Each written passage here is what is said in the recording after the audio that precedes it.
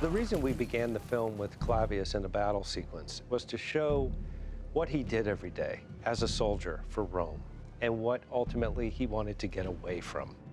Clavius and his legion are operating in Judea, and they are up against a fierce belief system within the zealot community who have not several gods, which the Roman people would have and petition, and you could petition different gods at different times. In Clavius's case, obviously, Mars is a god that springs to mind, especially if you're in the business of killing. But what I guess the Romans couldn't comprehend is the idea that there would be one god that serves all. And this is something he would have heard and learned being right next to the walls of Jerusalem. We wanted to focus the film as to the political uprising was between the Christians, who were certainly coming together as a group, and more importantly, a third party in this Judean landscape with its native inhabitants, and Rome ultimately there overseeing the whole territory as land they claimed.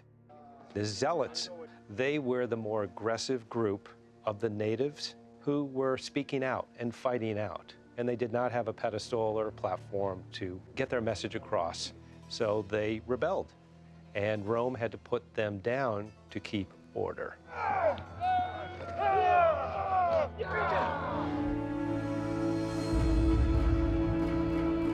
The Zealot battle, which actually is the second scene in the picture, is the most involved sequence in the film. We actually saved it for the last week of filming for a number of reasons.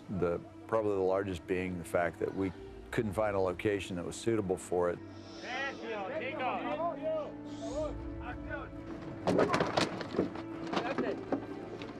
It's a lot of setups, it's a lot of people. It's a very dramatic but precarious location. So we had to build this stronghold, which is quite primitive because they were not an army. They are not very organized. They don't wear any uniform.